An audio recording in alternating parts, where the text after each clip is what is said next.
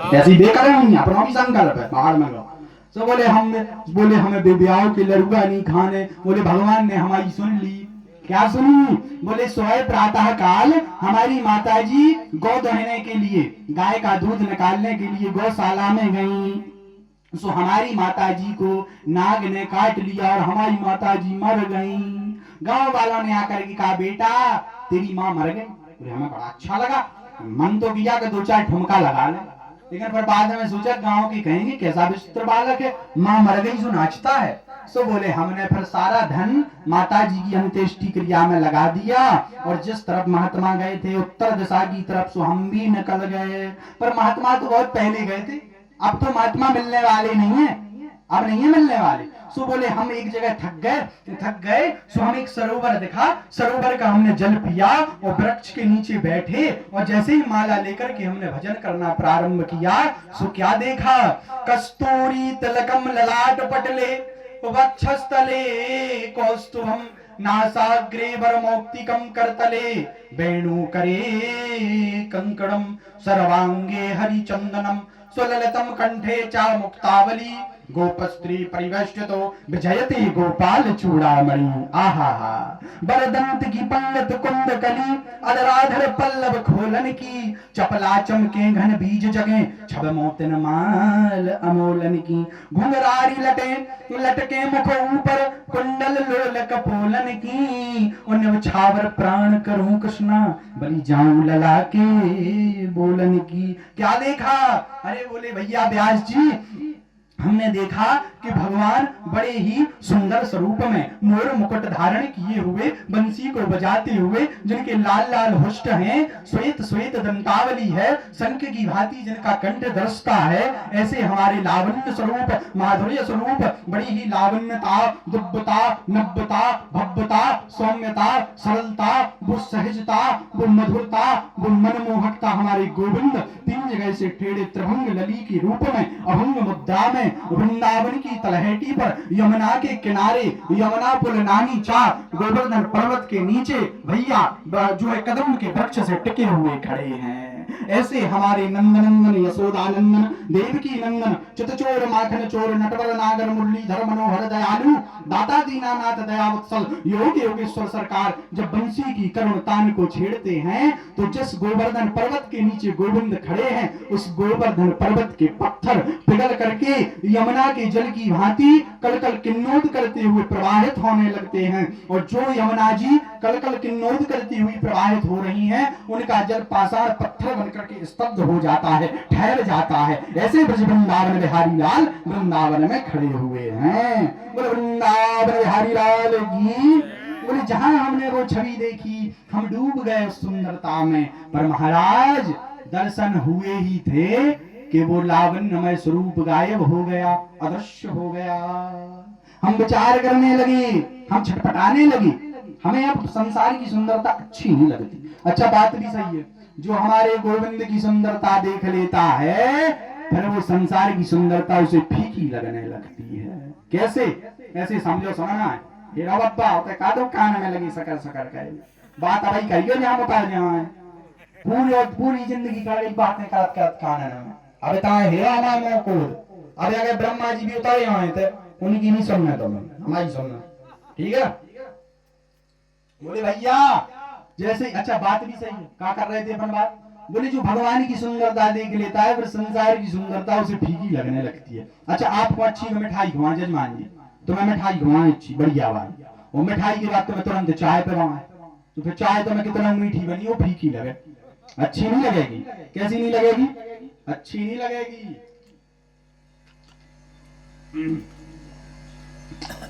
उसी प्रकार हमारे ठाकुर जी कैसे, हाँ और जल रख दो यहाँ, और हमारे ठाकुर जी भी ऐसे जब इनकी सुंदरता कोई देख लेता है तो फिर से संसार अच्छा नहीं लगता। तो नारद जी कहते हैं व्यास जी हमने हाथ जोड़ करके कहा प्रभु हमें दर्शन दो नहीं तो अब हम मर जाएंगे। तो आकाशवाणी हुई, बोले बेटा अभी तो अपरिपक्व हो, पहले परिपक्व हो जाओ फिर तुम्हें दर्शन होंगे। नारद जी बोले हमने कहा जब हम अपरिपक्व थे तो फिर दर्शन काय होता है, दर्शन ना देते, और जब गए हैं तो कहते रहो भग गए तो खसक गए। सो बोले भैया दर्शन तुम्हें इसलिए दिए ताकि संतों की वाणी पर तुम्हें अविश्वास ना हो जावे कि भगवान होते हैं कि नहीं होते हैं। इसीलिए तुम्हें दर्शन दिए। किस लिए दिए? ताकि तुम्हें भगवान संतों की वाणी पर अविश्वास ना हो जावे। अब तुम पहले परिपक्व हो, साधना करो, फिर तुम्हें भगवत प्राप्ति होगी। नारद जी कहते हैं भैया उसी संतों के क्षणिक मात्र के संग के प्रभाव के कारण आज हम जैसा दासी पुत्र ब्रह्मा पुत्र नारद बनकर के प्रकट हुआ है। कालांतर में भगवान ने सारी सृष्टि को भगवान ने उधर में समाहित कर लिया और कालांतर में जब सृष्टि का सृजन किया सो हमें ब्रह्मा पुत्र नारद बना करके प्रकट कर दिया। बोले वृंदावन बिहारी लाल की। ऐसे दयालु हमारे नंद नंदन हैं। जैसे ही व्यास जी ने इतना सुना सोई व्यास जी ने स्नान किया और स्नान करने के पश्चात जैसे ही बैठे सो भागवत जी की भागीरथी गंगा उनके हृदय स्थल में प्रकट होने लगी और गणेश जी को लेकर के 18,000 श्लोकों की दिव्य संहिता श्रीमद् भागवत कथा की रचना कर दी। बोले श्रीमद् भागवत महापुराण की। भैया भागवत जी में 18,000 श्लोक हैं, 335 अध्याय हैं और 12 स्कंद हैं। क्या है? 12 स्कंद हैं, 335 अध्याय, 18,000 श्लोक हैं। भागवत कोई साधारण ग्रंथ नहीं है। और जैसे ही भागवत की रचना हुई, रचना तो हो गई, अब इसका प्रचार कौन करे? बनाना तो सरल है, दुनिया तक पहुंचाना बहुत कठिन है। बोले रचना तो बढ़िया बनाओ, यीशु दम वीडियो, तुम्हारा ब्याह जल्दी हो जाए 1 साल के अंदर, और दूसरी भागवत ठुक जाए, तुम्हें वीडियो बनाने का आशीर्वाद देंगे हम, ठीक है? तुम ऐसा वीडियो बनाओ कि अगले साल तुम्हारी चट मंगनी और पट ब्याह पट भागवत। वृंदावन बिहारी लाल की। भैया तो भागवत जी तो लिख गई, पर अब इनका प्रचार कौन करे? हैं? प्रचार कौन करेगा? सोई श्री वेदव्यास जी को अपने पुत्र की याद आई। इनके पुत्र कौन है? कौन है इनके पुत्र? इनके पुत्र हैं बोले सुखदेव जी महाराज की। इनके पुत्र हैं श्री सुखदेव जी महाराज। अच्छा सुखदेव जी क्या हैं? सुखदेव जी हैं परमहंस। परमहंस कौन है? बोले सुखम चा दुखम चा भवा भवौ चा लाभा लाभौ जय जयो। क्या है? बोले चाह गई चिंता गई और मनुआ बेपरवाह, जिसके अंदर चाह नहीं वही संसार। अच्छा इस पे कथा याद आया, अब आ गई तो बोल दें, फिर चलते हैं कथा क्रम में। एक कथा याद आई, सुनो। एक रास्ते पर एक बार एक महात्मा जी लेटे थे, अच्छी कथा है। एक रास्ते पर भैया उसे डिस्टर्ब नहीं करो तुम, सुनना है हमें कर लो चाहे उगे ना करो, बोल रहा हमें बहुत अच्छा लग रहा आजकल। श्री राम वृंदावन बिहारी लाल की। नजदीक आ जाओ, थोड़े इधर आ जाओ, हाँ दूर से नहीं आए बच्चों के जिंदगी। बनाओ बनाओ, जो दिखता है वही बिकता है बेटे, तुम अच्छा बनाओगे हमारा प्रचार हुई है। बोले वृंदावन बिहारी लाल की। बीच बीच में जो चूरन चटनी है हंसाने के लिए, कोई दिक्कत नहीं। देखो सीधी सीधी दाल रोटी रख दें तो तुम क्या कहा धर दो महाराज, चटनी बनाओ। अच्छा चटनी नहीं, अचार ही रख दो। अचार नहीं है सलाद ही रख दो, मानिया सलाद, पापड़ ही रख दो। पापड़ नहीं है, नमकीन ही धर दो, नमकीन भी नहीं है, राय तो है राय तो जिस प्रकार केवल दाल रोटी अच्छी नहीं लगती है, उसी प्रकार सीधी सीधी कथा भी अच्छी नहीं लगती है। बीच बीच में हंसाना मौज काटना भी बनता है। और जब इनकी कथा कर रहे तो जे छलिया सो अपन भी थोड़ा सा छल कर लो, कौन सी दिक्कत है? पर ये छल नहीं है, जो तो मन को लगाना है, ठीक है? वो फिर रोन लगो बच्चा, मोंगा मोंगा बेटा मोंगा लोग। भैया क्या हुआ? बोले वृंदावन बिहारी लाल की जय हो। तो एक महात्मा जी एक सड़क पर लेटे थे, सड़क पर लेटे थे, हाथ की तकिया बना करके, जमीन का बिस्तर बना करके लेटे हुए थे। जैसे लेटे हुए थे तभी वहां से एक राजा की सवारी गुजरी।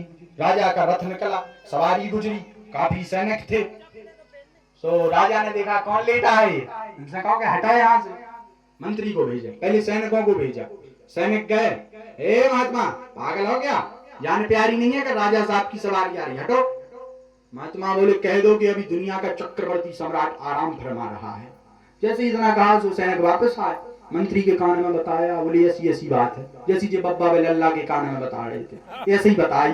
बोले देखो, बोले भी तो कैसी ऐसी कह रहा, उठ ही नहीं रहे मंत्री को। मंत्री बोले देख मारा जाएगा, उठ जा, वरना फिर तू अभी जानता नहीं है राजा साहब बहुत क्रोधी हैं, मार देंगे वो तुझे।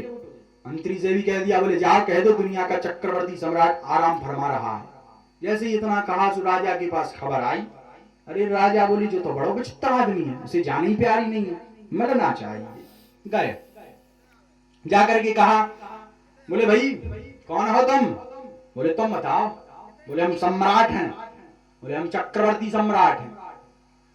बोले लग तो नहीं रहे। राजा बोले लग तो तुम भी नहीं रहे। बोले तुम हट जाओ, रास्ता छोड़ो, मैं निकलना है। सो महात्मा जी बोले हम हट तो जाएंगे, लेकिन पहले ये बताओ तुम जा कहाँ रहे? बोले हम फलाने राज्य पर चढ़ाई करने जा रहे हैं। फिर क्या करोगे? आक्रमण करना। बोले फिर हम उस राज्य को जीत जाएंगे। फिर क्या करोगे?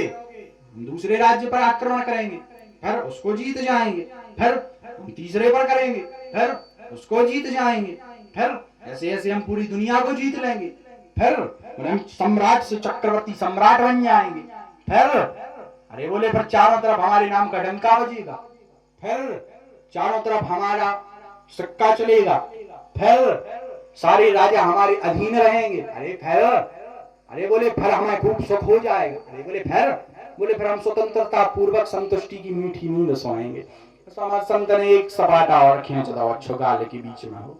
बोले जब तू इतना सब कुछ करने के बाद ही सोएगा, हम क्या कर रहे हैं? सोई तो रहे। और बोले जी जरूरी थोड़ी है, जरूरी नहीं है कि तुम जब जिस राज्य पे आक्रमण करने जाओगे तुम जीत जाओ। हो सकता है वो राजा तुमसे तगड़ा हो, तुम्हें मार दे। फिर बोले जब सो नहीं है तो जो प्राप्त है वही पर्याप्त है, जो मिला है वो कम नहीं, जो नहीं मिला उसका कोई गम नहीं, जो मिलेगा वो सिर्फ एक ख्वाब है, पर जो अभी तुम्हारे पास है वही लाजवाब है। बोले वृंदावन बिहारी लाल की। तुम्हारे पास कमी थोड़ी है किसी बात की। सुमर देखो हमारी तो एक आदत है, जेब में भली फूटी कौड़ी ना हो, कायदे है जेब में नकारे कछु नहीं है, जेब तो जेब ही नहीं है, तो जेब में भली फूटी कौड़ी ना हो, पर चाल तो बादशाह जैसी होनी चाहिए। दुनिया को अपनी जलन बरकरार रखने दो, अपन अपना जलवा बरकरार रखेंगे। बोल वृंदावन बिहारी लाल की। तो चाल में कमी नहीं, कोई छोटा बड़ा नहीं होता। पंच तत्वों से बने हैं, पंच ही तत्वों में मिलना है?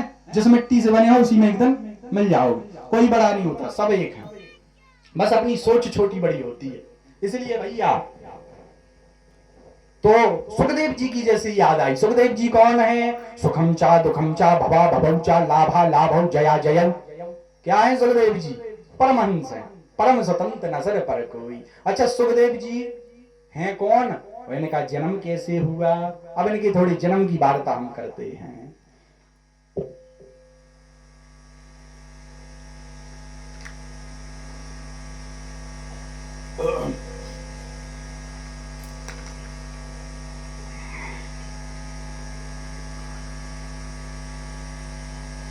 सुखदेव जी कौन है? अच्छा इनका जन्म कैसे हुआ सुखदेव जी का? श्री राम जय राम जय जय राम, राधा कृष्ण राधा कृष्ण। अच्छा इनकी अवतार की बड़ी ही अच्छी ये कथा है, सुनो ध्यान से, ध्यान पूर्वक सुनिए। नई बात नहीं है, तुम तो सुनिए बब्बा तो पूरी जीवन भर कथा सुनना। इन्हें तो हम देख रहे जहाँ कथा हो बाजार में होवे सोचे जाके बैठा तुम स्वापा बांध के कहूँ होवे दुनिया के कोने में, बस इनके बस की हो के जिन्हें पहुंच जाओ। अब ऐसा नहीं कि लंदन में हो रही भेजे कहाँ पहुंचे, तो कहने का तात्पर्य इनके नजदीक में हो ताकि ये पहुंच सके। बहुत बढ़िया कथा ही सार है, बाकी सब बेकार है। तो कहने का तात्पर्य कहाँ थे अपन? श्री राम जय जय राम। भैया सुखदेव जी की जन्म की बड़ी अच्छी वार्ता आती है।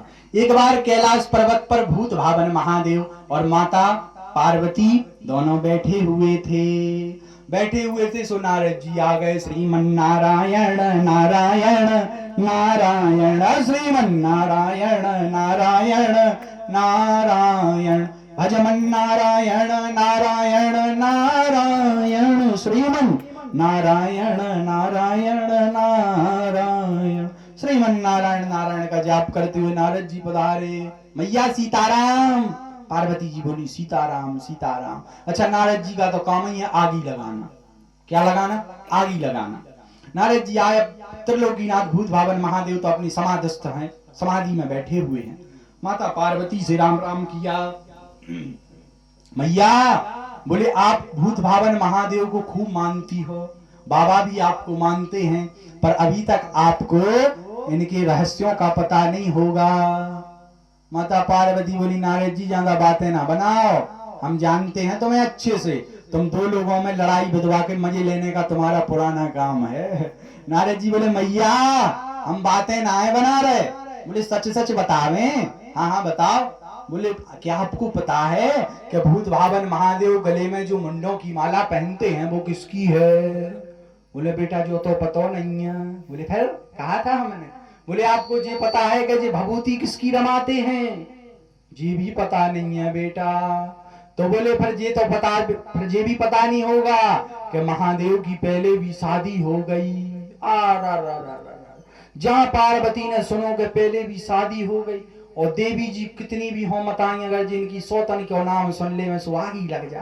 बोले अच्छा पहले भी शादी हो गई? बोले तो बोले बताओ फिर कहाँ रहती हमारी वो सौतन? बोले हम नहीं बताएंगे, ये तो आप बाबा से पूछो। अपने राम तो चले श्रीमन नारायण नारायण नारायण नारायण नारायण करते हुए नारद जी तो खसक गए, इतने आगी लगा गए। अब जब भूत भावन महादेव उठे समाधि से, बोले सीताराम सीताराम, देवी जी सीताराम। पार्वती जी हरा से बोली हमारी सौतन से करो। अरे शिव जी बोले आज तो ना उठते ही प्रणाम, न सीताराम न जल, कुछ नहीं, सीधा दे बाण पे बाण। बोली क्या बात है? बोली नहीं हमारी सौतन से करो। शिव जी बोले कहूँ नारद जी तो नहीं आए थे? हरा से सर हिला के बोली हो आए तो थे। नारद जी बोले, शिव जी बोले तब कुशल है, बातों से काम चल रहा, वरना जहाँ जहाँ जी आज तक मुनि जी गए सीधो लट्ठा ही इन्हें उठवा दो, बातन से काम चल रहा। बोले महाराज 3 प्रश्न है खतरनाक।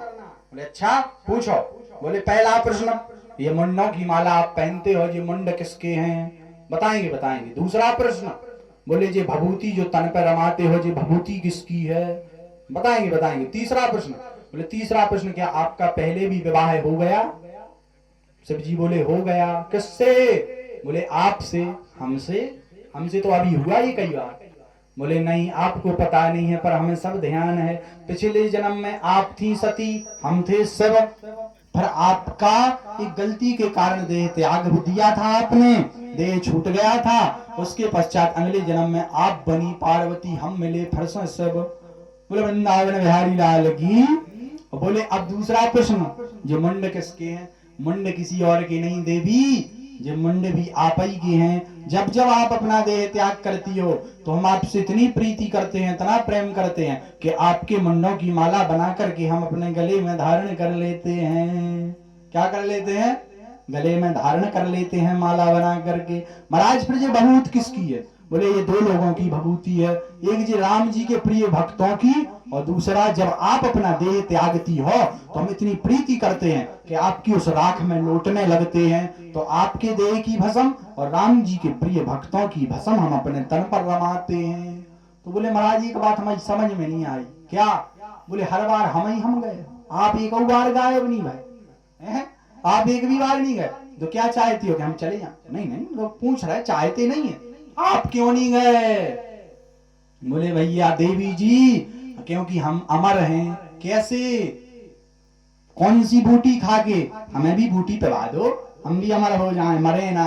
बोले वो बूटी कोई और नहीं, वो बूटी अमर कथा है। कौन सी बूटी है? वो बूटी है अमर कथा। तो बोले वो अमर कथा हमें सुना दो। महाराज सुनाओ। सोई भोले बाबा ने डमक डमक डुम डमक डमक डुम डमक डमक डुम डमक डमक डुम डमक डमक डुम डमक डमक डुम डमरू बाजे डमक डमक डुम। डमरू बजाना प्रारंभ किया, और जहां डमरू बजाई सो सारे पशु पक्षी भग गए। पर वहां पर एक तोता बैठा था, छोटा सा तोते का बच्चा, वो उड़ नहीं पाया, वो वहीं बैठा रहा। और यहाँ पार्वती जी को शिव जी ने अमर कथा सुनाना प्रारंभ करी। बोले वो अमर कथा क्या है? बोले वो अमर कथा कोई और नहीं, कृष्ण कथा और राम कथा ही अमर कथा है। अरे जिसे श्रवण कर मिट जाती है, जिसे श्रवण कर मिट जाती 100 जन्म जन्म की वृथा। हो जय जय कृष्ण कथा, सुनो भाई कृष्ण कथा। क्या? हो जय जय कृष्ण कथा, सुनो भाई कृष्ण कथा। जिसे श्रवण कर मिट जाती 100 जन्म जन्म की वृथा। सो जय जय कृष्ण कथा, हो जय जय कृष्ण कथा। कहते अमर कथा शिव शंकर भोले दानी, अहंकारी भरे माता पार्वती महारानी। कथा करने लगे शंकर जी। क्या करने लगे? अमर कथा को सुनाने लगे। और जहां अमर कथा को सुनाने लगे सो पार्वती जी तो कुछ दूर तक सुनते सुनते सो गईं। पर वो तोते का बच्चा जैसे ही उसके कान में भगवान की कथा पड़ी सो वो तोते का बच्चा बुद्ध और प्रबुद्ध हो गया और उसके अंदर चेतना विद्यमान हो गई, चेतना जागृत हो गई और वो वेद वेदांत निष्ठ हो गया। भगवान की कथा के प्रभाव से क्या हो गया? वेद वेदांत निष्ठ हो गया। और जहां पार्वती जी सो गईं सो जब कोई कथा सुनाता है सो जवाब देना पड़ता। अपनी भाषा में कहें तो हूं का देने आउट हूं। जी महाराज, पहले के जमाने में बब्बर पुराने दादा परदादा कथा किसाएं सुनाउती रात में कहानी। बेटा वो राजा नल थे सुबह करते हूँ सातरी बिछा ले पढ़ रहे। अब बब्बा कथा सुन किसा सुना रहे, अपन सुन रहे। अब अपन हुका भर रहे सो मन लगो रहा सुनावे बाहे को सो हुका देने। पार्वती जी तो सो गई, अब जवाब कौन दे? सो वो तोता जवाब देने लगा और ये कथा सुनाने लगे। जब कथा पूरी भई सो पार्वती जी जगी। अच्छा, पार्वती जी सोई क्यों कथा में? बोले कथा भूत के बीच में पाप उठे या खुलाए, या सोवे या लड़ पड़े या उठ के भग जाए। बोले वृंदावन बिहारी लाल की जब कथा होती है हमारे अंदर बैठे कामांधता, वासना, क्रोध, लोभ, मोह, मद, मत्सर, अहंकार, ईर्ष्या, द्वेष भावना सब व्याकुल होने लगते कि कहीं कथा के प्रभाव से हमें जाना ना पड़े। सो कथा होत के बीच में पाप उठे या खुलाए, या सोवे या लड़ पड़े या उठ के भग जाए। सो पार्वती जी सो गई। अब ये तोता जवाब देने लगा और जहां कथा पूरी भई पार्वती जी जगी। जैसे ही जगी सो शिव जी बोले सुन ली कथा? अब पार्वती ने कही कहूं हमने कह दी कि हम तो सो गए थे। सो अब हाल आफत बद जे बोली सुन ली। अच्छा सुनाओ। जहां तक कथा सुनी थी सो तो अभी सुनाती गई और जहां से सो गई थी सोई बिहारीपुरा पतरियन की रास्ता घूमन लगी हैं। मालपीता पतरियां ते घूमन लगी। शिव जी समझ गए देवी जी लगता है तुम सो गई थी। पर जब तुम सो गई तो जवाब किसने दिया? तब तक ऊपर देखा तोते पर नजर गई शिव जी की। अरे इस तोते ने हमारी कथा को चोरी करके सुना है। सो इस शिव जी ने त्रिशूल उठाया हम आज इसे मार देंगे। अब शिव जी पाछे वो तोता आगे आगे शिव जी भगत जाए। उसी समय व्यास जी की पत्नी धान फटक रही थी और धान फटकते फटकते उनको जमहाई आई, उबासी आई जो मुंह खुला जुमाई आई। सोई वो तोते का बच्चा उनके मुख के द्वार के रास्ते से गर्भ में प्रविष्ट हो गया। अब शिव जी बाहर खड़े, व्यास जी दरवाजा खोलो, तुम्हारे घर में हमारा शत्रु है। व्यास जी आए, कौन शत्रु? अरे सारी वार्ता बताई। बोले एक तोता ऐसी ऐसी बात हुई, उसने हमारी कथा सुन ली, हम उसे अब मारेंगे। कौन सी कथा सुनी? बोले अमर कथा। सो क्या करोगे? बोले त्रिशूल मार करके उसका वध करेंगे। व्यास जी बोले ले तुम भोले के भोले ही रहे। बोले क्यों? बोले अमर कथा का प्रभाव क्या है? बोले जो उसे सुनता है वो मरता नहीं है। बोले जब मरेगा नहीं तो तुम कैसे मारोगे? शिव जी बोले जी अच्छी आफत रही, हमें ध्यान ही नहीं रहा। शिव जी वापस हो गए। कई मत आते हैं भैया। एक जगह मत आता है कि जो है 12 वर्ष तक गर्भ में रहे सुखदेव जी। एक जगह ऐसा मत मिला हमें कि लोग कहते कि 12 वर्ष तक वो गर्भ में रहे सुखदेव जी। और जब 12 वर्ष तक गर्भ में रहे सो अत्यंत पीड़ा से व्याकुल होने लगी व्यास जी की पत्नी। व्यास जी बोले भाई साहब जो को हो सो बाहर निकल आओ, हमारी पत्नी के काहे प्राण लाए ले हैं, बाहर निकलो। बोले बाहर निकल आओ तुम्हारी जय हो जा। बोले पिताजी अंदर से आवाज आई, हम बाहर निकलेंगे सो तुम हमें ग्रस्त में माया मोह में पाड़ दोगे। अरे बोले नहीं पाड़े भैया, तुम निकल तो हमारे पत्नी के प्राण बचे। जैसे ही निकले स्वयं प्रव्रजंतम अनुपेतम अपेत कृत्यम द्वैपायनो प्रहकातर आजुहाव पुत्रेति तन्मय तया तरभो विनेदस तम सर्वभूत हृदयम मुनिमानतोस्मि। जैसे ही निकले सुन्नरा लपेड़ गंजे ये कड़ गए थे जंगल को। अब बछाई से पुत्रेति तन्मय तया तरभो विनेदस, पुत्र पुत्र कहते हुए व्यास जी चिल्लाते हुए पीछे भागे पर जी वापस नहीं आए। बोले पिताजी अब हम लौटने वाले नहीं है। जी सुखदेव जी हैं, इनका ये इनके जन्म की कथा है। सो भैया इन्हीं सुखदेव की याद आज व्यास जी को आई। कब आई? जब उन्होंने भागवत की रचना करी। आहा भैया गुरु से बड़ा कोई नहीं होता। खोआ जो लगाओ स्विच ऑफ कर ले गए कथा के बीच में। ओ ऐसा ना करो बच्चा, हमारा मन भटक जाए। सो भैया क्या हुआ, देखो एक बात सुन लो, उसके बाद हम आगे की चर्चा बताएंगे। सुन लो थोड़ा, गुरु से बड़ा कोई नहीं होता है। अगर परमात्मा से तुम्हें कोई मिला सकता, अभी से ध्यान से सुन, नींद आ रही, आ रही, सो जाओ, पढ़ रहे थे। अरे यार सुन लो बच्चा, यार भाई साहब हमें 4 दिन बाद नहीं मिल रहे हैं। देखो आज होगा 3रा दिन, 4 दिन बाद अपने राम फुर उड़ जाएंगे, फिर पता नहीं कब आएंगे, लेकिन जब भी आएंगे तुम लोगों के प्राण खाएंगे। ऐसे ही बोले वृंदावन बिहारी लाल की। एक सुन लो थोड़ी सी, अपन आगे चलते हैं। देखो बिना गुरु के कुछ नहीं होता है भैया, बिना गुरु के कुछ नहीं होता है। एक हमें कथा याद आ गई वृंदावन के मनमोहन बाबा की, थोड़ी सी हम कर लें, फिर उसके बाद अपन आगे की चर्चा करते हैं भागवत जी की। एक मनमोहन नाम के बाबा, मदन मोहन नाम के एक बाबा जी थे, बहुत ही भजनानंदी वीतराग महात्मा थे। इनकी सेवा में कई शिष्य थे, पर इनका एक प्रिय शिष्य था जिसका नाम था रामदास। तो मदन मोहन दास जी बाबा का नियम था कि इनका भोजन रसोई बनते समय कोई देखने ना पावे। तो एक दिन रामदास भोजन बना रहा था, अपने अपने नियम होते। उसी समय वृंदावन में कुछ अंग्रेज घूमने के लिए आए। जब आए सो उन्होंने देखा ये झोपड़ी किसकी है, सो घास को हटा करके देखा, अंदर रामदास बेचारा भोजन बना रहा था। रामदास को तो भनक नहीं रही, खबर नहीं रही, रामदास ने ध्यान नहीं दिया और रामदास भोजन को बनाता रहा। पर गुरु तो सब जानता है। मदन मोहन दास जी बाबा को खबर लग गई, अरे क्यों रामदास आजकल तुम बहुत लापरवाह हो गए, तुम कुछ भी ध्यान नहीं रखते हो, खबर नहीं रखते हो। क्यों गुरु जी क्या हुआ? हमने कहा था कोई भोजन बनाते ना देखने पावे, पर तुम्हारी भोजन बनते समय आज अंग्रेजों ने विदेशियों ने देख लिया।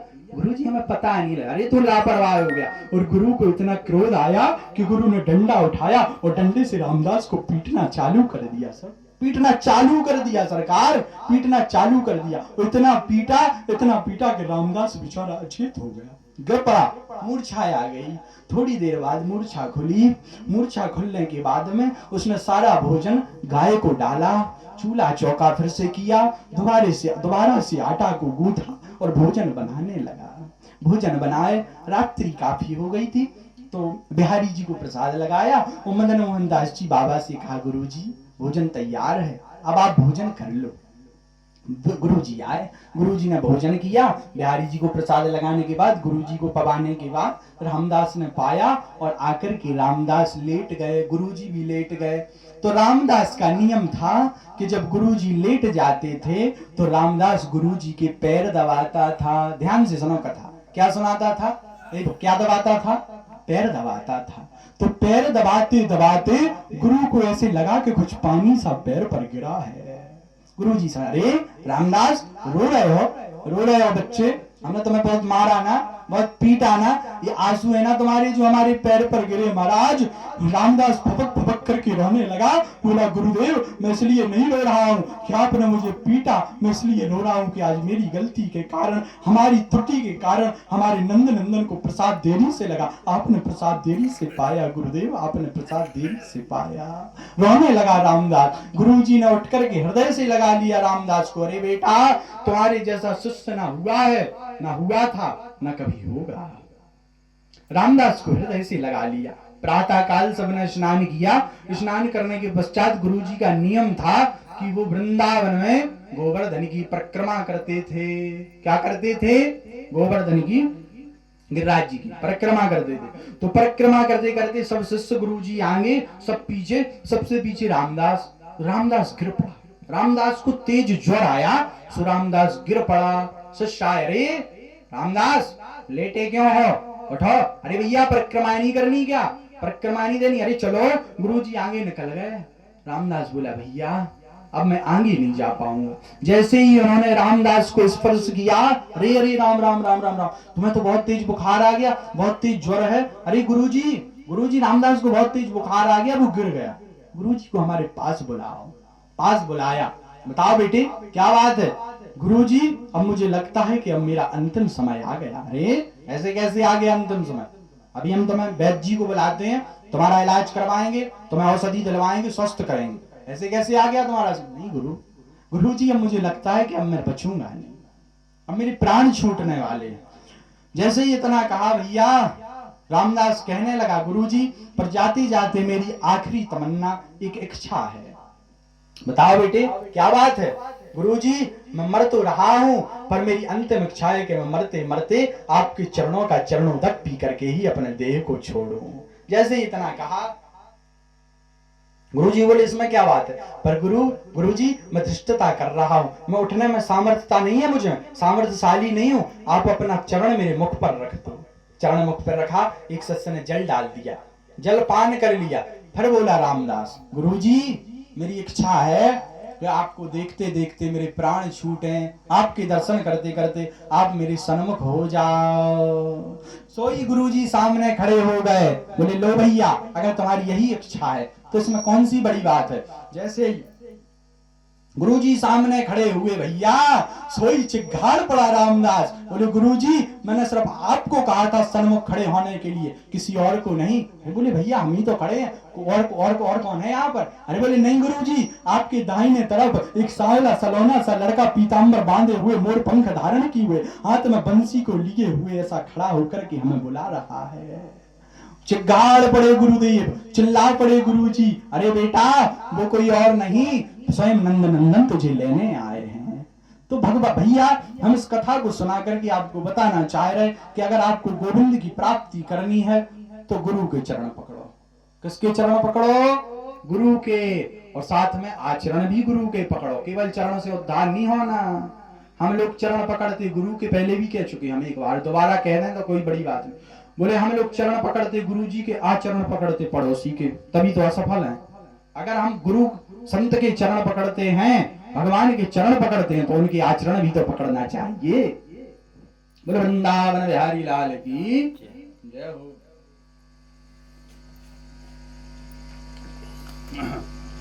तो भैया गुरु का जीवन में बड़ा महत्व है।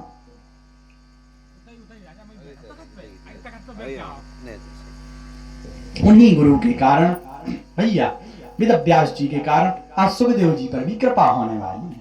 तो सुखदेव जी बचपन में जो निकल गए थे, वो सुखदेव जी निराकार ब्रह्म की उपासना कर रहे हैं, जिनका कोई आकार ना हो, निराकार ब्रह्म की उपासना में लीन है। तभी व्यास जी ने कहा सुखदेव को ढूंढे, कहा वो तो बचपन ही में निकल गए, तो जन्म लेते। बोले फिर सो अपने शिष्यों को बुलाया, बेटा यहाँ आओ, और उनको मीठे मीठे श्रीमद् भागवत जी के श्लोक जो है रटा दिए। क्या? बोले भैया जिस लोग रटो और इनको यत्त तत्त सर्वत्र जाकर के गाओ।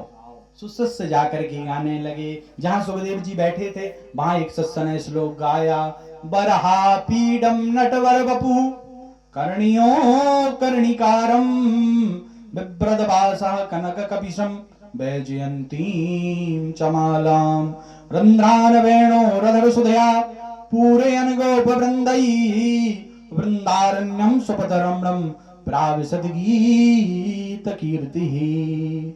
इस श्लोक में भगवान के स्वरूप की सुंदरता का वर्णन किया गया। बोले कोई सांवला सलोना सा मनमोहक दिव्य स्वरूप सा, कोई बढ़िया मोर मुकुट पहने हुए, करधनी कमर पर बांधे हुए, कजरारी कजरारी अखियों का, श्वेत दंतावली का, लाल लाल हुष्टों वाला कंठ, जिसका शंख की भांति कंठ दर्शता है, चौड़ा वक्षस्थल वाला कोई सांवला सलोना सा लड़का, घुंघरारी लटों वाला, हाथ में बंसी लिए हुए, तीन जगह से टेढ़ा पैर पर पैर रखे हुए, कमर को लचकाए हुए, गर्दन को झुकाए हुए, वृंदावन की तलहटी पर खड़ा है, बड़ा ही मनमोहक उसका स्वरूप है।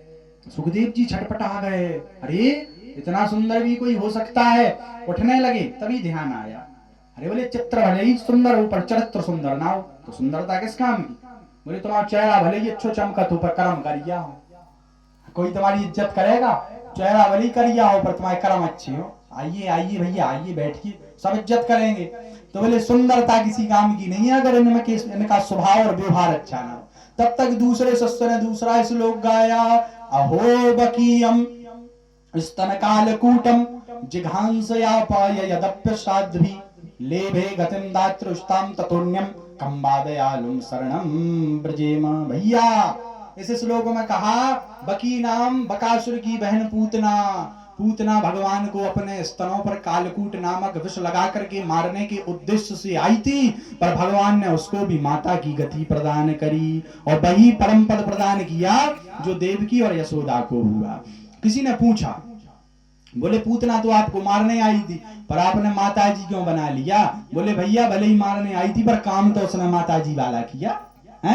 स्तनपान तो माता कराती है, माता है अपने बच्चे को, तो उसने माता जी वाला कार्य किया, इसलिए हमने उसे माता की गति दी। तभी तो कहा, ऐसा सुंदर स्वभाव कहाँ पाया हो, ऐसा सुंदर स्वभाव कहाँ पाया, ठाकुर जी तुम्हें ऐसा किसने बनाया, राघव जी तुम्हें ऐसा किसने बनाया। भगवान को कौन बनाता है? अरे रचा है सृष्टि को जिस प्रभु ने, वही ये सृष्टि चला रहे हैं। रचा है सृष्टि को जिस प्रभु ने, वही ये सृष्टि चला रहे हैं। ये सृष्टि कौन चलाता है? हम चलाओ? हम भैया हम तो अपना घर नहीं चला पा रहे, सृष्टि का खाक चला। तुम चलाते हो क्या? तुम मोबाइल नहीं चला पाओ, तुम चला रहे। भगवान कौन चलाता है? भगवान ही सृष्टि को चलाते हैं और भगवान ही सृष्टि का संहार करते हैं। तो सुखदेव जी महाराज का प्राकट्य हुआ और सुखदेव जी ने जहां दोनों श्लोक सुने, दौड़ करके भागते हुए आए, भैया और श्लोक सुनाओ ना। बोले हमें तो इतने ही आते हैं, हमारे गुरु जी हैं, उनके पास 18,000 श्लोकों की संहिता है। तुम्हारे गुरु कौन है? बोले श्री कृष्ण द्वैपायन वेद व्यास जी। अरे बोले वो तो अपने बाप हैं। तो बोले ठीक है फिर। तो बोले दौड़ के भागे, दौड़े दौड़े भागे और जाकर के चरणों में लौट गए, पिताजी हमें वो 18,000 श्लोकों की श्रीमद् भागवत जी की संहिता प्रदान करो। व्यास जी बोले धन्य है भागवत की कथा, जो बच्चा जन्म लेते ही निराकार ब्रह्म की उपासना के लिए चला गया था, आज वो भागवत जी की महिमा से लौट करके वापस आ गया। ये भागवत की महिमा है। बोले वृंदावन बिहारी लाल की।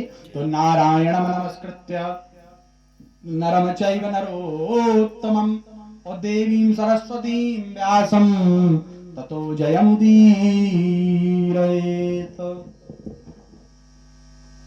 सुखदेव जी इतने बड़े ज्ञानी, सुखदेव जी इतने बड़े ज्ञानी हैं और परमहंस हैं। व्यास जी भी बहुत ज्ञानी हैं, पर इनके अंदर अभिमान नहीं है जी। भगवान की भक्ति में चूर रहते, भगवान की भक्ति में डूबे रहते। हम लोग उल्टे हैं, इतना सो काम करें सो हमने क्या करो, आदमन के सामने देखे नहीं सोहाग। हमने क्या किया, हमारी लो फोटो, हमारी छपवा, नाम छपवा अखबार में, बैनर में हम कर रहे हैं। अब जैसे हम कथा कर रहे हैं, बाहो हम का कथा करी, कल भी बताई थी। अब हम क्या हो यार, क्या करें, दूसरा क्या हो। भगवानों का चुनी करने, चुटकी बजाने, स्क्रू ढीलो, हमें तो ऐसे नारियल फेंके, अभिषेक में देने, चोट में डालने। कहीं कहा भाव बोले वो तो वीरेंद्र महाराज सर्वे आ गए। बोले कल तक तो अच्छी कथा कर, तू आज तो पगला होगा। क्यों? अभिमान हो गया ना कि हम कर रहे हैं। जो आप मुझे सोचें जी लोग कि हम करवा रहे, जजमान जी सोचे हम करवा रहे, बाहो हम भगवान में चुटकी बजाई, सब चले गए तूफान में, केवल हम ही बचे हरे राम गाते हुए। सो हम ही कहा, हम जी उठाए कर जी। कहने का मतलब तो अभिमान नहीं करना चाहिए। अच्छा, निराभिमानता अगर सीखने हैं तो किसे सीखो? हनुमान जी से। कल भी हनुमान जी पे एक वार्ता हुई थी, आज फिर हो जाए तीसरे उक्ति नहीं, अपने गुरु हैं, हो जाना चाहिए। और गुरु का अगर चेला महिमा मंडन ना करे तो वो चेला किस काम का? चेला किस काम का? अगर गुरु की महिमा ना गावे तो चेला किसी काम धक्का रहे उस चेला पे, जो गुरु का नाम बीच बीच में ना ले। तो अपने गुरु तो वे ही हैं, वीर बजरंग बली, जिसके सामने किसी की नहीं चली, जो मचा देते हैं दुष्टों की सभा में खलबली। इनकी शरण में जाने से हर विपदा टली, तभी तो जी हैं वीर बजरंग बली, जो तोड़ देते हैं दुश्मनों की नली। बोल वृंदावन बिहारी लाल की। अनंत बलवंत परम संत भगवंत हनुमंत लाल जी महाराज की। तो भैया अगर नराभिमानता सीखनी है तो हनुमान जी से सीखो। कैसे? सुनो, जब हनुमान जी लंका गए, लंका बारी पूरी उलट पलट सब लंका जारी, कूंदी पर आप सुंदु मझारी, पूरी उलट पलट लंका बार बूढ़ के वापस आए। सो 4 पांसे फेंके हनुमान जी को फंसाने के लिए राम जी ने। बोले हमने सुना कि तुम लंका कड़ गए थे। राम जी बोले हमने सुना है कि तुम लंका पार हो गए, जिस लंका को कोई नहीं लांग पाया, तुम 100 योजन लंका पार कर गए। हनुमान जी बोले प्रभु हम नहीं गए। फिर? अरे बोले प्रभु मुद्रिका मेली मुख माही और जलधि लांग गए अचरज नाही, आपने मुद्रिका दी थी कि जनसानी ले जाओ, जानकी को दिखा देना। तो बोले आपने वो दई सो वहीं पे बैठ के निकर गए है। बोले वृंदावन बिहारी लाल की, अच्छा तुम निकर गए? बोले बोले लंका तो तुमने जलाई। बोले जिसने फोन लगाओ ने जलवाई। फोन माने प्रेरणा, फोन तो अपने तुम लोगों को समझाने हंसाने के लिए। बोले जिसने प्रेरणा दी उसने जलवाई। किसने? बोले प्रभु आप ही ने तो फोन लगाओ तो। कब? अरे बोले हम तो अशोक के पेड़े पर अशोक वाटिका में बैठी थी। बोले तभी त्रिजटा नाम रागछिसिए का और रामचरण रतिन पुन विवेका। उस सबनो बोल सुनाय सुसपना सीतही से ही करऊं हित अपना। और अरे सपने बानर लंका जारी जातु धान सेना सब मारी। सपने बानर लंका जारी। त्रिजटा नाम की एक राक्षसी रहती थी, उसका प्रेम राम जी के चरणों में था। वो आई तभी हम बैठे थे, सो आकर के बोली अरे सखियों हमने आज स्वप्न देखा। स्वप्न में हमने देखा कि एक बानर ने लंका में आग लगा दी। हनुमान जी बोले अरे प्रभु बता, वो भूल गए कि आग ही लगा के आओ ने। सो हमारा phone out of coverage area, माने हम सोए नहीं है, तो सपना किया ने सूत्र जटा को लगा था मिस कॉल में। बोले हम समझ गए कि हमें लंका भी बाहर ने। हनुमान जी बोले सो प्रभु हमने आगे धर दी। बोले जलाई तो तुमने है। बोले प्रभु आप अच्छे हो, हमने लंका नहीं जलाई। बोले वर 5 लोगों ने लंका जलाई। किसने? बोले आपके प्रताप ने। प्रताप ने माने आपकी कृपा ने, अनुग्रह ने, अनुकंपा ने, आपकी शक्ति ने, आपके बल ने, है ना। तो आपके प्रताप ने। हनुमान जी बोले सो सब तब प्रताप रघुराई और नाथ न कछु मोरी प्रभुताई। अरे रघुनाथ जी ये तो आपका प्रताप है, इसमें हमारी कोई प्रभुता नहीं है। 5 लोगों ने लंका जलाई, आपके प्रताप ने, सीता के संताप ने यानी दुख ने, आपके प्रताप ने, सीता के संताप ने 2, रावण के पाप ने 3, ऋषियों के श्राप ने, हमारे बाप ने लंका जलाई 4। तो भगवान बोले भज्जा समझ में आ गई। हमारे प्रताप ने, सीता के संताप ने, रावण के पाप ने, ऋषियों के श्राप ने, तुम्हारे बाप ने को। अरे बोले दोहा आओ सुंदर कांड में पढ़ो, हम बना नहीं रहे बात। अरे हरि प्रेरत तही अवसर चले मर्त 49 और अट्टहास कर गरजा कपि बड़ लाग आकाश। बोले हम तो ये कई जगह आगी धरी थी, हमारे बाप को है पवन तनय संकट हरण मंगल मूर्ति रूप। पवन तनय, अरे पवन तनय बल पवन समाना और बुद्धि विवेक विज्ञान निधान। पवन पुत्र है ना हनुमान जी, और पवन का मतलब हवा। हमने तो एक ही जगह आगी धरी, हमारे बाप 49 प्रकार की चले मरत 49। तो बोले लंका पूरी झल उड़ गई। और देखियो तुम लोहार धोकनी रखे ना हवा की, ताकि आग अच्छी जलत रहा है। तो भैया हवा से जल्दी आग फैलती है। तो बोले हमारे पिताजी चले सुबह बढ़ गई, लेकिन फिर भी यार भाई साहब पूछ तो तुम्हें की हती, जलाई तो तुम्हें की पूछ ना। अरे बोले महाराज आप अच्छे हो। बोले आप ही की पूछ से तो हमारी पूछ है। मतलब पूछ का मतलब पूछ नहीं, अपन करनी लगा आम भाषा में इनकी पूछ बहुत दूर तक है। जैसे अपन कल हमारे घर में 4 नौकर हैं, नौकर माने भी कोई तो बासन धोई दो, नौकर माने नौकरी कर रहे सरकारी, ऐसा ही। तो बोले पूछ आप ही से तो हमारी पूछ है। बोले बंदर को भला पूछता कौन है, श्री राम से ही तो है पूछ हमारी, हमें कौन पूछता है, हम तो बंदर हैं। बोले बंदर को पूछा, आप ही की पूछ से तो पूछ है। तो बोले आपकी पूछ अच्छी सो हमारी पूछ, आप ही की पूछ से हमारी पूछ जुड़ गई सो हो गई। राम जी ने फर पे एक और पांसा फेंका। बोले चलो भैया ठीक है मानी, लंका तुम मुद्रिका पे बैठ के गए, लंका 5 लोगों ने जलाई, हमारी पूछ से मरी, ठीक है कोई दिक्कत नहीं, वापस तो तुम आए अपनी दम पर। हनुमान जी बोले प्रभु प्रमिष्टे। बोले क्या? चलत मोह चूड़ामणि दीनी और रघुपति हृदय लाई सोलीनी। राम जी बोले जय हो, तुमसे जीतना असंभव। बोले होता है समताई ने हमें मुद्रिका दे बादे दे चूड़ामणि स्वामू पे बैठ के खड़े आए। बोले हनुमान जी महाराज की तो निराभिमानता अगर सीखना है किससे सीखो? हनुमान जी से। परम बलशाली क्या है? परम बलशाली, पर कभी भी इन्हें अभिमान नहीं आता है। तो भैया निराभिमानता में अगर तुम जियोगे तो क्या होगा? भगवत कृपा होगी। और अभिमान में जियोगे सो का हुई है पतन हो जाएगा। तो इसलिए गाओ, अरे मिसरी सो गाओ यार, मरे ही तो यार। मिसरी सो जय हो, मिसरी सो हरि बोल।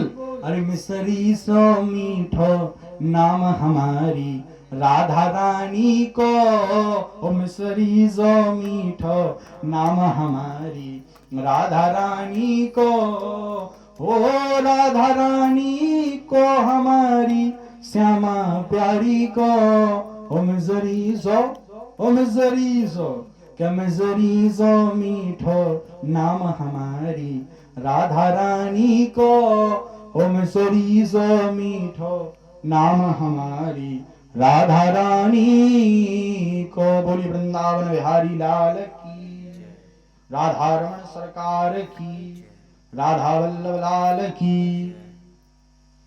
तो भैया अभिमान में नहीं, भगवान के स्वाभिमान में जीना चाहिए। किसमें जीना चाहिए? ठसक में रहना इनकी रहो, अपनी औकात ही नहीं है कछु, इनकी है जो कछु है, तो इनकी दम पे जी रहा है अपन, सो पूरे में डंका बजे और अपनी दम पे जियो सुखा उज्जो, लंका ढहे। अब डंका बजवाने के लंका ढवाने वो तुम्हारे हाथ में। बोलो वृंदावन बिहारी लाल की। आगे श्रीमद् भागवत जी में अब चुटकुला का है कि देख जना जाने आउट बीच में मन लगो रहा सुन बेवाने को। देखो फिल्म मूवी देखी तुमने? मूवी में बीच में सॉन्ग भी आता है, फिर डिसम भी होती है, विलन भी पिटता है, हीरो की माँ को भी चुरा ले जाते हैं। तो ये मन कहने का बीच बीच में कुछ ना कुछ मन लगा। अब ये कहिए कि दिखाऊ चले क्या राम राम सीताराम सीताराम।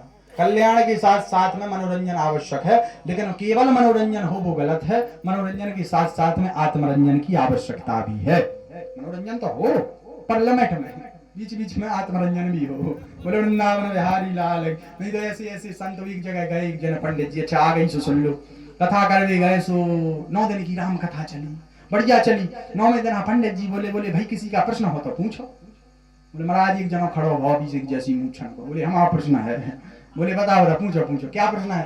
बोले महाराज और तो सब समझ में आई, जा समझ में नहीं आई कि राम राक्षस हतु का रावण। पंडित जी जो पटा पे बैठे थे वही लाओ सो मूड संभालो।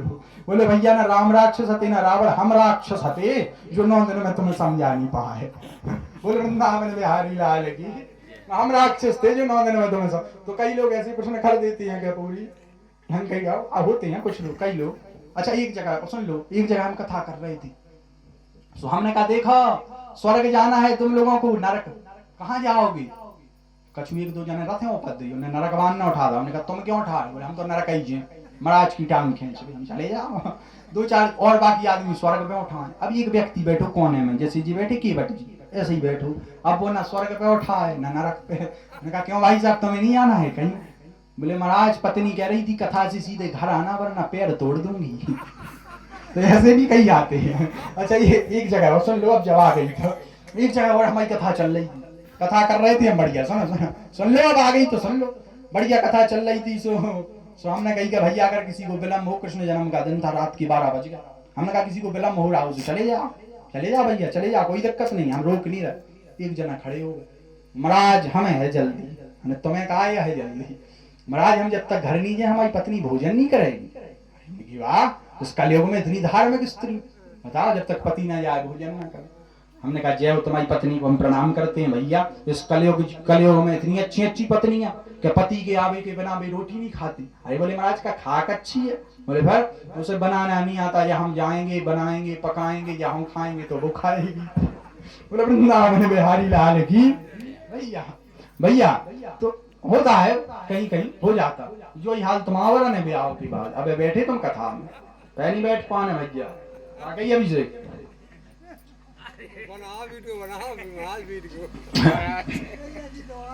श्री राम जय राम जय जय राम, श्री राम जय राम जय जय राम।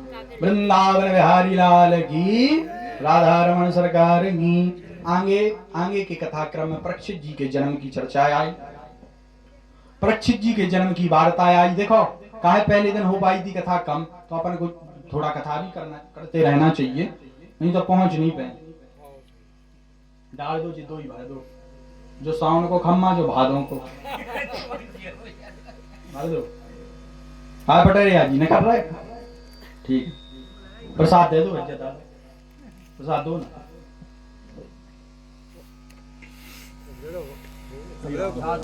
पानी खाना उठा ले वे। हाँ वे उठा लेगा, नहीं तो ये भी हम ये ब्राह्मण वे ब्राह्मण उठा लो पंडित जी। कछु में दो नाम है, जो दोना दे दियो चाचा, ये रखिए तो प्लास्टिक के,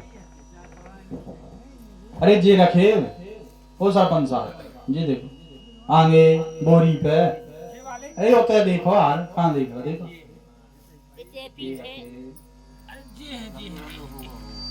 ये हो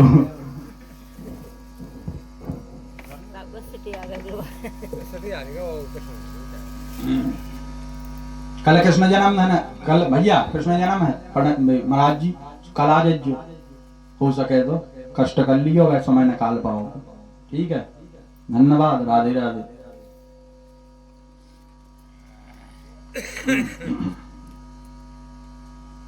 श्री राम जय राम जय जय राम। राधा कृष्ण भगवान की, राधा रमण सरकार की, वृंदावन बिहारी लाल की।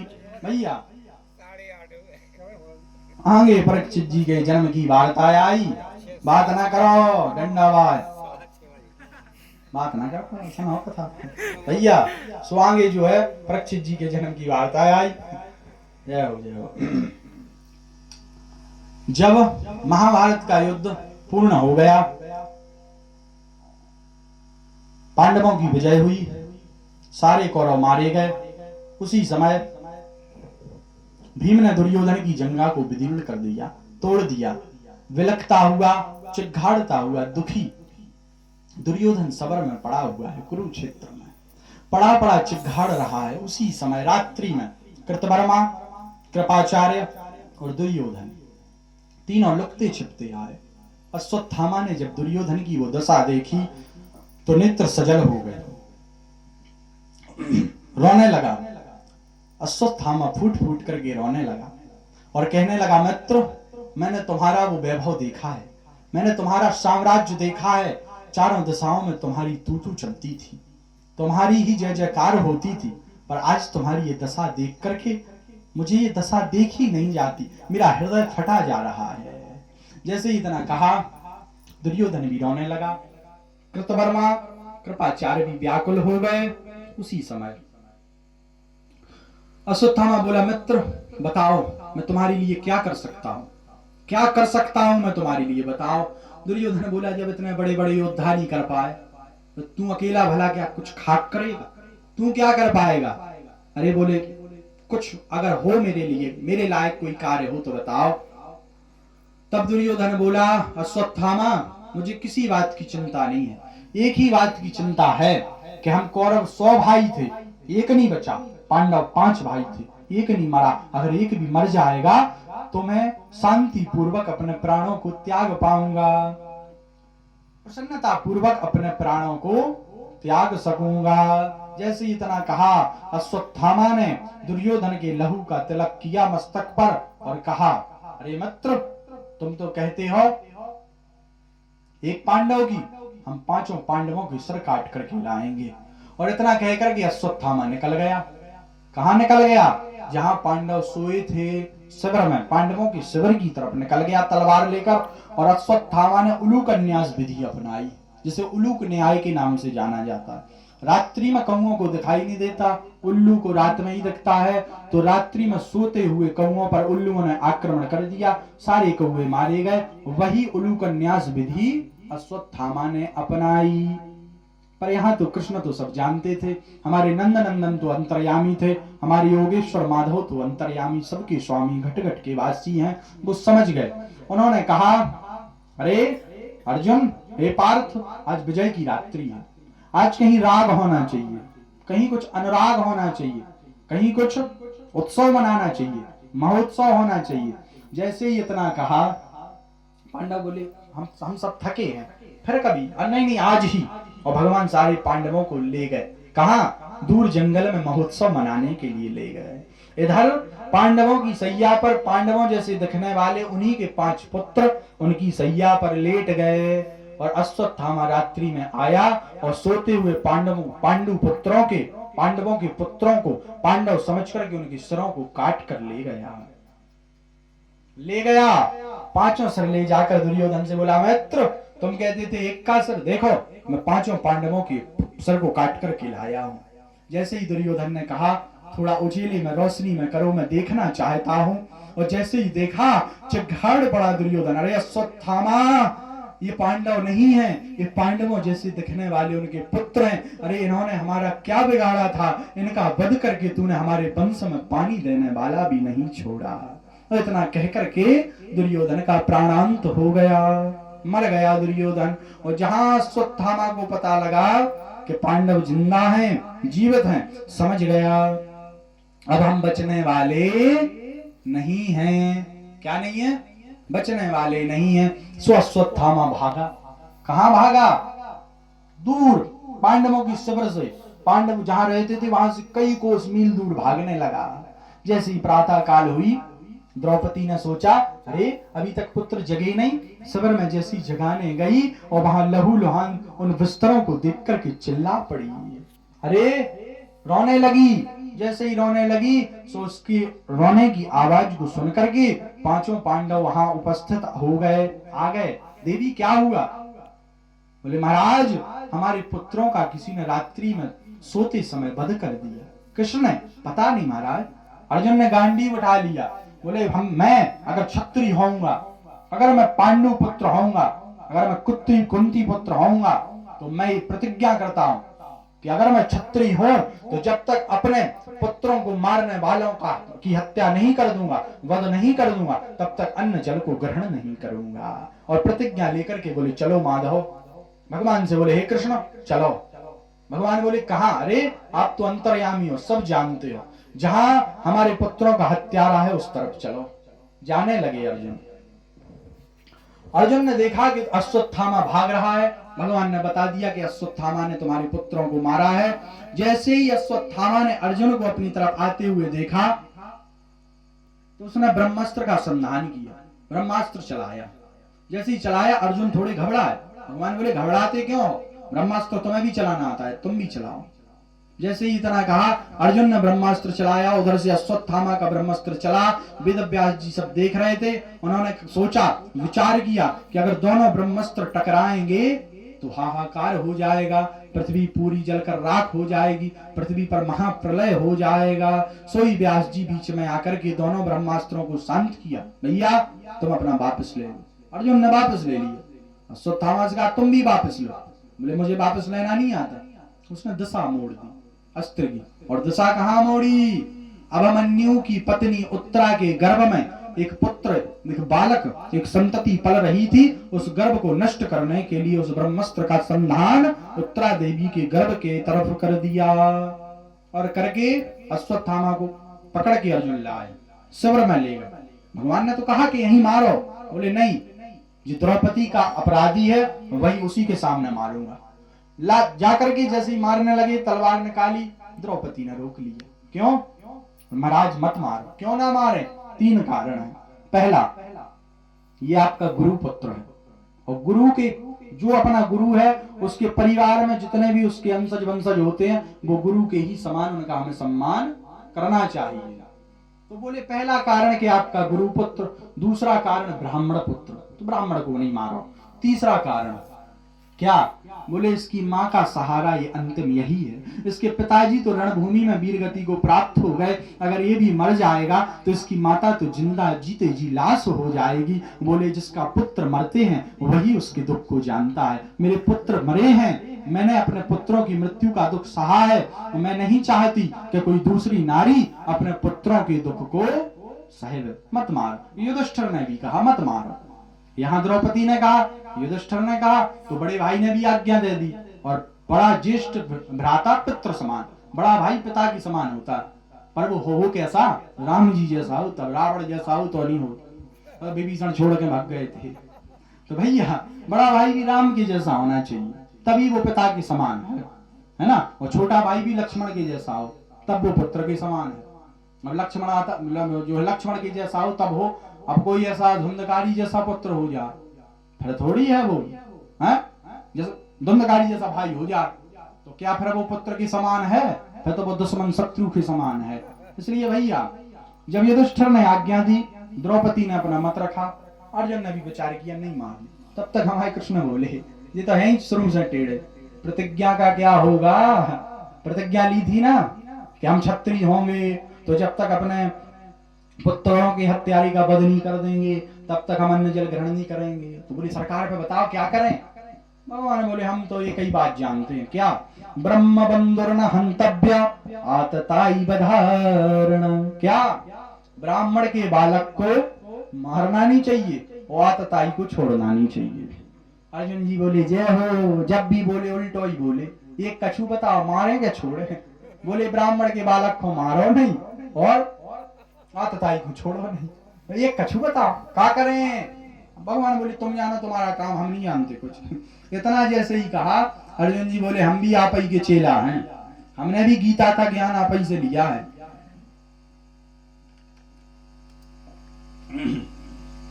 श्री राम जय राम। आपने गीता में कहा है कि माननीय व्यक्ति का अपमान ही मृत्यु के समान है। तो बोले क्या किया? फिर सोने के मस्तक पर जो मणि थी उसको निकाल लिया और धक्का देकर के शिविर से बाहर निकाल दिया। अपमान कर दिया, मृत्यु के समान है। चले गए अश्वत्थामा, चले गए। पर भैया इधर जब भगवान सबसे मिले, आगे कथा तो बहुत है, रात गुजर जे, परीक्षित जी को जन्म नहीं होगा, पूरी रात गुजर जे और 9 हो रहा है बजे भी देखा क्या बज गए? रात के बज गए 8:30। पेट में लग रही भूख से गांठ, कैसे होत भागवत को पाठ, पुराना अपना चुटकुला। भैया तो हंसी के लिए है, ऐसा कुछ नहीं। हमारे जजमान जी खूब पवाऊ, 5 किलो तरबूज, 3 किलो चीमरी, 15-20 केला रगड़ के बढ़िया साबूदाने की खीर और खिचड़ी। हाँ महाराज उसे अटके चाहे भली महाराज 4 बार ना है भगवे, लेकिन तुम तो रगड़ो, इनका काम है रगड़वाना। भूख नहीं लगी वो तो हम हंसाने के लिए कहते हैं, खूब खवा रहे रगड़ रगड़। जो नहीं आ रहे वंचित हैं उस प्रसाद से। लेकिन इसका मतलब ये नहीं कि कल से तुम तैयार जाओ थाली लेके। हमारे भैया भंडारी जी हैं कमजोर, सब बता दे, देखो वैसे अपन बता दे तो कहाँ थे अपन भैया। कथा बहुत बड़ी है। तो रात गुजर है, आगे भगवान जब जो है कुंती बुआ से मिले, कुंती बुआ ने दुख मांगा। क्यों? अरे दुख में सुमिरन सब करें पर सुख में करे न कोई, और जो सुख में सुमिरन करे सो दुख काहे को होए। दुख काहे कौन है? सुख में सुमिरन करने से दुख आनी नहीं है, लेकिन सुख आओ सो भूल जा। जहाँ गाड़ी बंगला आओ सो हम ही भगवान कहाँ के भाग। कथा हो रही, पापा बच्चा कहना सुनने में चलना। अरे बेटा कथा में कचूरी धरो पढ़ लो और हम जाओ जी जा सो जी कृष्ण कथा नहीं कहे जी का जय जय कंस कथा। लोग भी बड़े विचित्र हैं भैया। सो दुख में सुमिरन सब करें पर सुख में करे ना कोई, और जो सुख में सुमिरन करे सो दुख काहे को होए। कुंती बुआ बोली हमें दुख चाहिए। क्यों? दुख रहेगा तो गोविंद तेरी याद बनी रहेगी। इतना कहा, आगे भगवान भीष्म जी के पास गए। वहां भीष्म गीता का वर्णन आता है भागवत में। उसके आगे जब भगवान जाने लगे, रथ पर आरूढ़ होने लगे, तो एक स्त्री चिल्लाती हुई, बंद करो उसे, चिल्लाती हुई आई, पाही पाही महायोगिन देव देव जगत पते। भैया दौड़ती हुई आ, त्राही माम त्राही माम त्राही। देखा अरे कौन? अरे जी तो अभिमन्यु की पत्नी उत्तरा है। अभिमन्यु तो कुरुक्षेत्र में वीर गति को रणभूमि में जो है भैया वीर गति को प्राप्त हो गए थे, और ये भी सती होना चाहती थी पर ये गर्भवती थी। इनके गर्भ में बालक पल रहा था, संतति पल रही थी, सो ये सती नहीं हो पाए। अरे देवी क्या दिक्कत है, क्या समस्या है? देखो यहाँ एक ध्यान देने योग्य बात सुनो। उत्तरा देवी के सामने उनके ससुर खड़े हैं 5, युधिष्ठिर, भीम, भीम जैसा बलशाली, 10,000 हाथियों का बल, नकुल अच्छा तलवारबाज, अर्जुन गांडीवधारी धनुर्धर, पर किसी की शरण में नहीं है। किसकी शरण में है? भगवान की शरण में। क्यों? क्योंकि ये जानती हैं कि जब द्रौपदी का चीर हरण हुआ और दुशासन द्रौपदी का चीर खींचने लगा, साड़ी को खींच करके निर्वस्त्र करने लगा, तो द्रौपदी ने सबकी तरफ नरा आशा भरी नजरों से देखा। भीष्म पितामह की तरफ देखा, कृपाचार्य की तरफ देखा, पांडवों की तरफ देखा और धृतराष्ट्र की तरफ देखा, पर सबसे निराशा ही मिली। क्या मिली?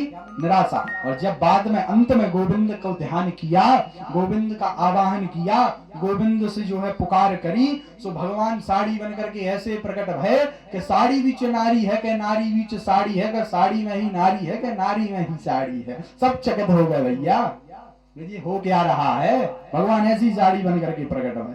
तो यहाँ उत्तरा देवी को पता था, ज्ञात था, कोई हमारी मदद नहीं कर पाएगा, कौन करेगा, गोविंद सोई। पाही पाही महायोगिन देव देव जगत पते, दौड़ती हुई गई, अरे सरकार त्राही माम, क्या हुआ देवी, हमारे गर्भ को कोई नष्ट कर रहा है महाराज, कौन, पता नहीं। भगवान बोले बोले आप हमें पुत्र का भाव रखो, और जैसे ही पुत्र का भाव रखा, भगवान ने अंगुष्ठ यानी अंगूठे के बराबर रूप धारण किया, उत्तरा देवी के गर्भ में प्रवेश कर गए। और भैया भारत की तो छोड़ो, विश्व की प्रथम ऐसी नारी उत्तरा देवी हैं जिन्होंने एक साथ भगवान और भक्त दोनों को रखा है अपने गर्भ में। देखो बड़े बड़े भक्तों को तो कई माताओं ने जन्म दिया, रैदास जी, सूरदास जी, तुलसीदास जी, वाल्मीकि जी, है ना, बड़े बड़े संत भाई, बड़े बड़े महंत भाई, पर भगवान को किसी ने नहीं दिया जन्म। अरे महाराज कैसी बात कर, कौशल्या माता ने दिया, देवकी जी ने दिया, भैया जन्म नहीं लेते भगवान, भगवान अवतार लेते हैं, प्रकट होते हैं, तभी तो कहा अरे भय प्रकट कृपाला दीन दयाला कौशल्या हितकारी। जन्म लेते तो क्या लिखते, भय जन्म कृपाला दीन, जन्म तो नहीं है ना, प्रकट, भगवान चतुर्भुज रूप धारण लेकर के प्रकट होते हैं और बाल लीला दिखाने के लिए शिशु के रूप में हो जाते हैं। पर उत्तरा देवी पहली ऐसी नारी हैं जिन्होंने भक्त को तो रखा ही, साथ में अपने गर्भ में भगवान को भी धारण कर लिया। भगवान जी गर्भ में गए, गर्भ में जाकर सुदर्शन चक्र से ब्रह्मास्त्र को नष्ट किया और परीक्षित जी की रक्षा की। पर जैसे ही जब इनका परीक्षित जी का जन्म हुआ, तभी तो इनका नाम रखा था विष्णुराज, क्योंकि विष्णु भगवान ने इनकी रक्षा की। विष्णु भगवान ही तो है कृष्ण, कृष्ण कौन है, विष्णु, तो नाम रखा विष्णुराज। पर जब जी चारों तरफ देखने लगे, बोले जी कहा देख रहे चारों तरफ, बोले जी वो देख रहे हैं जो कारी कामरिया वालों चार हाथ नवाओ हमें गर्भ में देखो, तो वो कहाँ है, वो तो दिखाई नहीं रहा। जब जी चारों तरफ देखने लगे सो नाम रख दिया परीक्षिता, तो इनका नाम पड़ गया परीक्षित जी महाराज। बोलिए परीक्षित जी महाराज की। बहुत परमहंस भाई परीक्षित जी, परम भागवत। परीक्षित जी का जन्म हुआ, आगे भगवान परम धाम को चले गए। कहाँ चले गए, अपने परम धाम को लीला पूर्ण करके चले गए। पांडव भी कुछ समय पश्चात जो है कहाँ चले गए, हिमालय को चले गए, और परीक्षित जी को सारा राज्य सौंप गए। बोले तुम राजा, आज से तुम्हारा राज्य, तुम ही राज्य चलाओ। परीक्षित जी थोड़े से राज्य चलाते चले, थोड़ा समय निकला, थोड़े बड़े हुए, इनके कुछ पुत्र भी हुए। भैया एक दिन परीक्षित जी शिकार खेलने के लिए जंगल में गए। सो इन्होंने क्या देखा, इन्होंने देखा कि काला काला पुरुष एक बैल गाय को मार रहा है। सो इन्होंने तलवार निकाल ली, दुष्ट, जिस गाय के पीछे हमारे गोविंद भागे उसको तू पीट रहा है, कौन है तू। सोई चरणों में लौट गया, महाराज मैं कलयुग हूँ, कलयुग। बोले कलयुग, ते क्या कर रहा हो हमारे राज्य में बच्चा।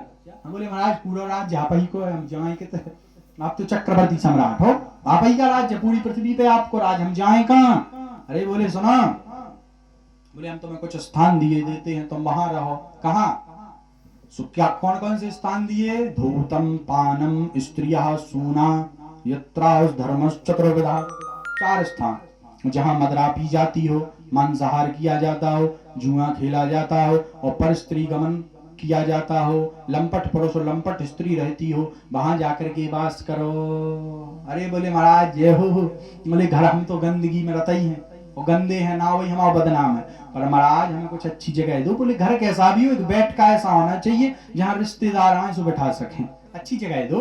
अच्छा बोले तुम्हें क्यों दें अच्छी जगह, क्या खासियत है तुम्हें।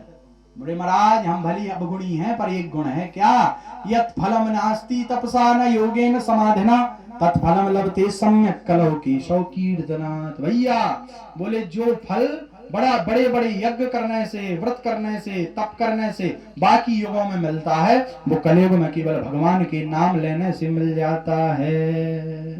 तभी तो गोस्वामी जी लिखते हैं, कलयुग केवल क्या नाम आधारा, और सुमेर सुमेर नर, सुमेर सुमेर नर उतरहि पारा।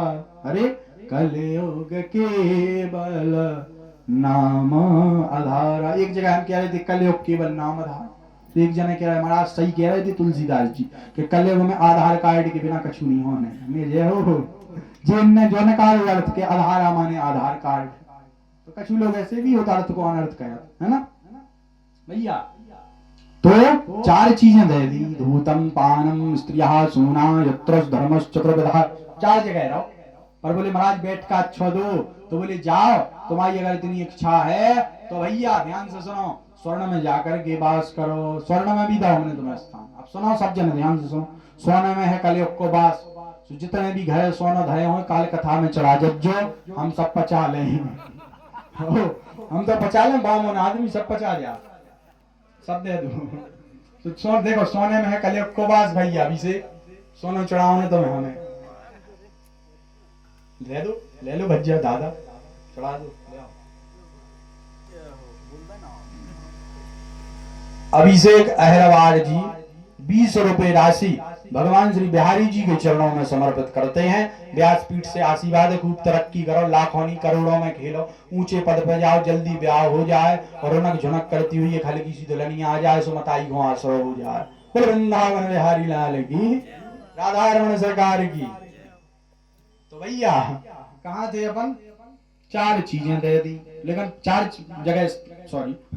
जगह स्थान दिया, पांचवा स्थान स्वर्ण में दिया। सोने में कलयुग का वास है जी, तो विनोद की बात है कि चढ़ा दियो, लेकिन सुनो कौन से सोने में वास है, जो भाई से बेईमानी करके रख लिया गया हो। भज्जा बांटन नहीं फलत, जो भज्जा को ना दे करके स्वयं रख ले, अकेले चाप जाए, वो सोना, उसमें कलयुग का वास है, उससे बुद्धि भ्रष्ट होगी। जो चोरी का सोना होता है, इसीलिए कहते हैं सोना गिरना भी बेकार और सोना मिलना भी बेकार, क्योंकि मिले सोने में कलयुग को वास। मिलना बेकार क्यों है, बोले महाराज, बोले सोने में कलयुग का, ऐसे सोने में जैसे किसी की आत्मा दुखी हो तुम धल लो तो फिर कलयुग का वास होगा, पतन होगा, बुद्धि भ्रष्ट होगी। ऐसे स्वर्ण में कलयुग का वास, ईमानदारी से कमाया गया सोना सो पवित्र, खूब खूब पैरा रगड़ के भैया। सो पांचवा स्थान स्वर्ण में दिया।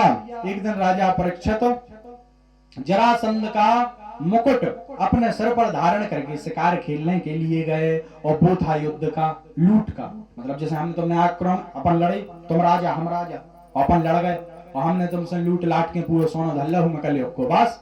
तो जरासंध से जो जीत करके मुकुट लाए थे पांडव, उसमें कलयुग का वास होगा। क्यों होगा, क्योंकि वो भैया लूट का हड़प का माल है। तो जैसे ही मुकुट पहना सो कलयुग उस मुकुट पर बैठ गया, इनकी बुद्धि को घुमा दिया। जहां बुद्धि घूमी सो भैया जिस कार्य करने गए थे, एक जगह इनको प्यास लगी, सो इनको समीक ऋषि का आश्रम दिखा, सो गए, अरे महाराज पानी दो। पर ये तो ब्रह्म तत्व में लीन थे, अपने ब्रह्मांड में जो है अपने प्राणों को स्थापित किए थे ना, भान नहीं रहा, पर इन्हें कलयुग के प्रभाव से लगा कि जी नौटंकी कर रहा, जी राजा आ गया, अभी इसका हम स्वागत करना पड़ेगा, सत्कार करना पड़ेगा, जलपान कराना पड़ेगा। सो इन्होंने ऐसी विचारधारा हृदय में रखते हुए एक मरे हुए सांप को तीर से उठाकर के उनके गले में लटका दिया।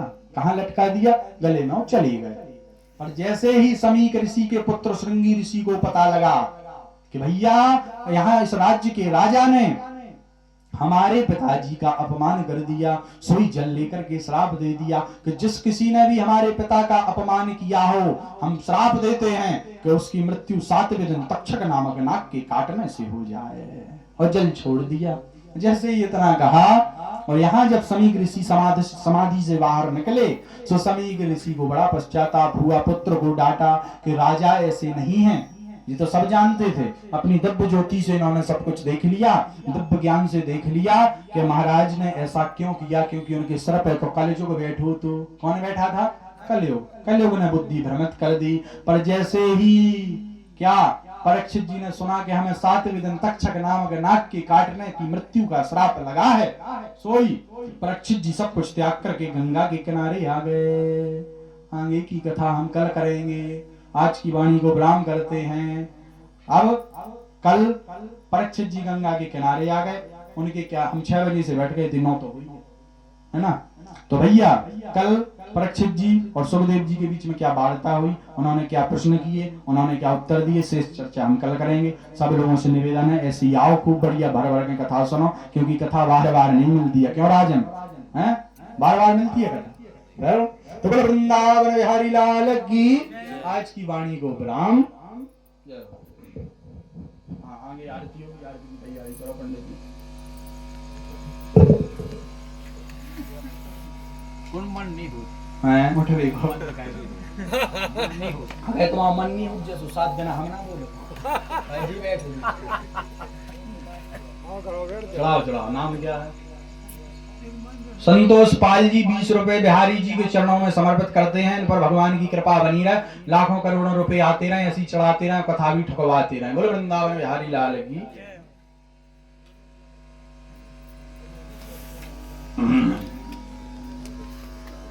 हम तो तुम्हारी ये सोच रहे कि जितना हमें जाने तुम्हारा का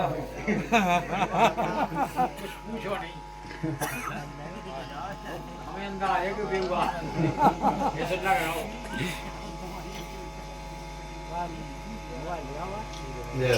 बहुत अच्छे सबके भाव हैं। आज हमारे घनश्याम के पापा तो पछाई बैठे का कुआ बैठे जी अर्जुन चाचा बैठे कुआ बैठे अच्छा हाँ अभिषेक के पापा भैया देखा है तुम चाय पिया था का नाम है अच्छा जी अपने ऑपरेटर हैं यूट्यूब पे जैसे थी बहुत